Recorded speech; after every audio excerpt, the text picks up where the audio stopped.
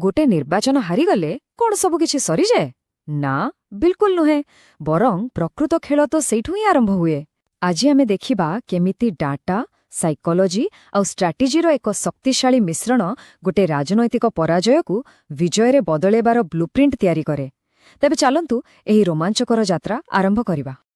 आमे समस्ते खबर रे केवल हार जीत देखो, किंतु केबे भाबिछंती पर्दा पछरे कौन चले? सेठी आरंभ हुए प्रकृत मानस मंथन। केउठी भूल रहीगला? केउ गोटिए छोटो कथा पाई पूरा खेलटा उल्टीगला? वोटर प्रकृति रे चाहूथिले कौन जहा आमे बुझी पारिलुनी? आउ सबुटु बड़ प्रश्न, एबे आगकु कौन?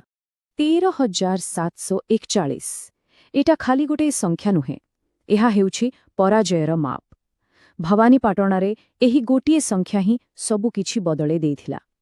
किंतु जानंती प्रत्येक पराजय भितरे ही प्रत्यावर्तनर बीज लुचि रही थाए। आउ आमर कहानी ठीक एही संख्यारु ही आरंभ हेउछि। आमर एही कहानीर केन्द्रबिंदु हेउछि भवानीपटना। एटा केवल गोटे साधारण निर्वाचन मंडली नुहे, एहा एक राजनैतिक परीक्षागार। एठी लोकंकर समस्या, जातिर समीकरण आउ नेतांक प्रति भरोसा आउ अविश्वास मिसी एमिति एक चक्रव्यूह तैयारी करिछि जाहाकू भेद करिबा सतरे सहज नुहे। तेबे एही चक्रव्यूहकू भेद करिबाकू हेले सबुठु आगो आमकू संख्या भितरे लुचिथिबा कहानीकू बुझिबाकू पड़िबो।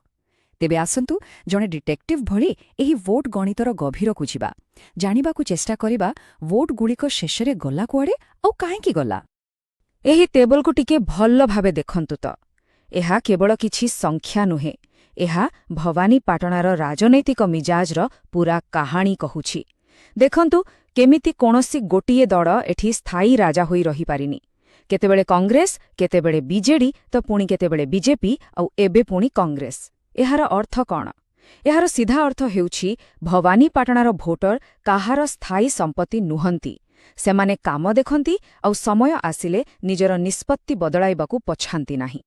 जदे सेही संख्यागुड़िक गोटे कहानी, तेबे एही चार्ट हेउछि सेही कहानीर चलचित्र।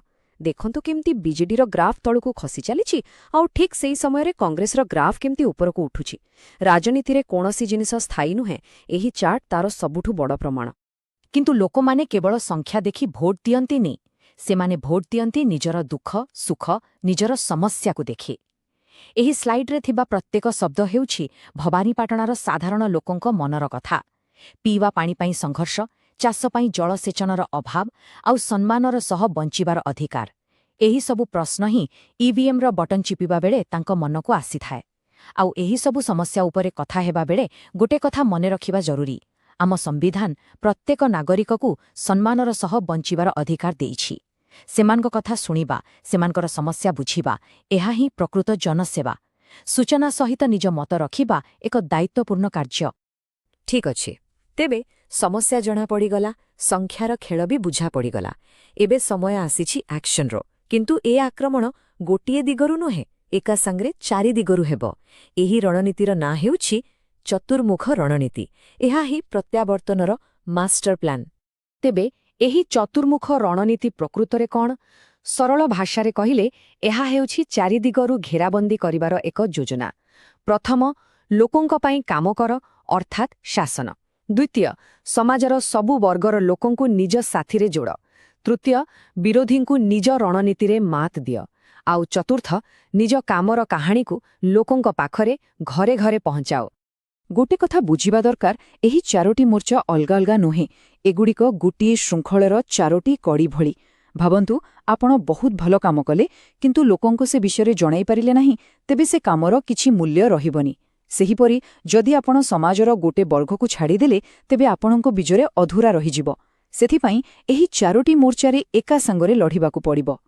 रणनीति तो कागजरे तैयारी होईगला, किंतु राजनीतिरे समय ही सबु किछि।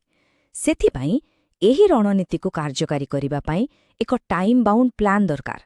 आसंतु देखिबा सेही मिशन 90 डे प्लान, जहा एही खेलर पूरा मोड़ बदलै देबार क्षमता रखे। ଦେଖନ୍ତୁ ଏହି ପ୍ଲାନ୍କୁ କେମିତି 3 ଭାଗରେ ବଣ୍ଟା ଯାଇଛି। ପ୍ରଥମ 30 ଦିନ କେବଳ ଲୋକଙ୍କ କଥା ଶୁଣିବା, ତାଙ୍କ ସମସ୍ୟା ବୁଝିବା।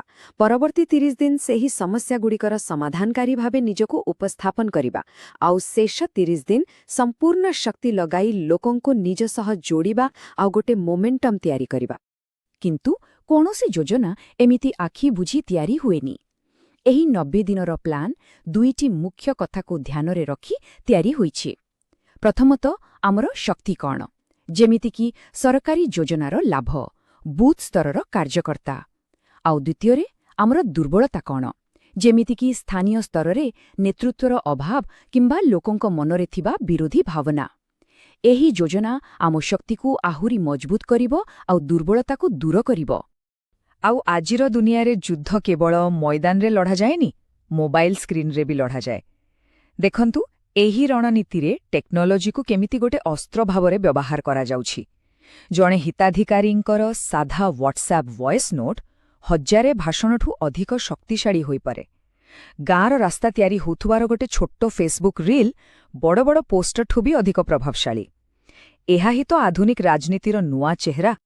ତେବେ ଏପର୍ଯ୍ୟନ୍ତ ଆମେ ଯାହା ବି ଦେଖିଲେ ତାହା କେବଳ ଗୋଟିଏ ନିର୍ବାଚନ ମଣ୍ଡଳୀର କାହାଣୀ ନୁହେଁ।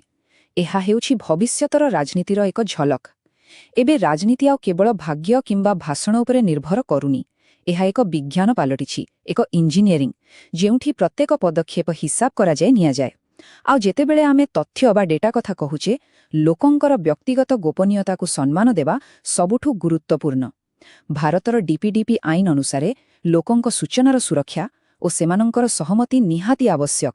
ଟେକ୍ନୋଲୋଜିର ବ୍ୟବହାର ଦାୟିତ୍ୱର ସହ ହେବା ଉଚିତ। ଆଉ ଏହି ଇଞ୍ଜିନିୟରିଂର ସବୁଠୁ ଗୁରୁତ୍ୱପୂର୍ଣ୍ଣ ଅଂଶ ହେଉଛି ପ୍ରାର୍ଥୀ। ଠିକ୍ ପ୍ରାର୍ଥୀ ବାଛିବା ମାନେ ଅଧା ଯୁଦ୍ଧ ଜିତିବା। ଡାଟା ଆମକୁ କହୁଛି ଯେ ଏହି ନିର୍ବାଚନ ମଣ୍ଡଳୀ ପାଇଁ ଜଣେ ଆଦର୍ଶ ପ୍ରାର୍ଥୀ କିଏ ହେବ। ଜଣେ ଯୁବକ, ଯିଏ ଲୋକଙ୍କର ସମସ୍ୟା ବୁଝିପାରୁଥିବ, ଯାହାର ଭାବମୂର୍ତ୍ତି ସ୍ୱଚ୍ଛ ଥିବ, ଆଉ ଯିଏ ସମାଜର ଦୁର୍ବଳ ବର୍ଗରୁ ଆସିଥିବ। ଏଟା କୌଣସି ଅନୁମାନ ନୁହେଁ, ଏହା ହେଉଛି ଡାଟାର ସିଦ୍ଧାନ୍ତ। ଏହି ଗୋଟିଏ ବାକ୍ୟ ଆଜିର ପୂରା ଆଲୋଚନାର ସାରାଂଶ। ନିର୍ବାଚନ ଆଉ କେବଳ ଭାଷଣ କିମ୍ବା ରାଲିର ଖେଳ ହୋଇ ରହିନି। ଏହା ଏବେ ଡାଟା, ଷ୍ଟ୍ରାଟେଜି ଆଉ ଇଞ୍ଜିନିୟରିଂର ଏକ ଜଟିଳ ପ୍ରକ୍ରିୟା, ଯାହାର ଶେଷ ଲକ୍ଷ୍ୟ ହେଉଛି ଉତ୍ତମ ଶାସନ। କିନ୍ତୁ ଏହି ସବୁ ବିଶ୍ଳେଷଣ ପରେ ଗୋଟିଏ ବଡ଼ ପ୍ରଶ୍ନ ମନକୁ ଆସୁଛି। ଯେତେବେଳେ ରାଜନୀତି ଏତେ ହିସାବ କିତାବ ଆଉ ଡାଟା ଉପରେ ଚାଲିବ, ସେତେବେଳେ ମାନବିକତା ଆଉ ଭାବନାର ସ୍ଥାନ କେଉଁଠି ରହିବ? ଯେତେବେଳେ ଗୋଟିଏ ନିର୍ବାଚନ ଏକ ଇଞ୍ଜିନିୟରିଂ ପ୍ରୋଜେକ୍ଟ ପାଲଟିଯିବ, ସେତେବେଳେ ଆମ ଗଣତନ୍ତ୍ରର ଆତ୍ମା କ'ଣ ସୁରକ୍ଷିତ ରହିପାରିବ? ଏହି ପ୍ରଶ୍ନ ସହିତ ମୁଁ ଆମ ସମସ୍ତଙ୍କୁ ଚିନ୍ତା କରିବାକୁ ଛାଡ଼ିଦେଉଛି। ଯଦି ଆପଣ ଜଣେ ଜନକୈନ୍ଦ୍ରିକ ନେତା ହୋଇ ନିଜ ନିର୍ବାଚନ ମଣ୍ଡଳୀର ଉନ୍ନତି କରିବାକୁ ଚାହୁଁଛନ୍ତି, ତେବେ blueprintstrategies.ai ସହ ଯୋଗାଯୋଗ କରନ୍ତୁ। mgr@blueprintstrategies.ai ରେ କିମ୍ବା କଲ୍ କରନ୍ତୁ 08042041602। ରାଜନୀତିର ଊର୍ଦ୍ଧ୍ୱରେ ଉଦ୍ଦେଶ୍ୟ।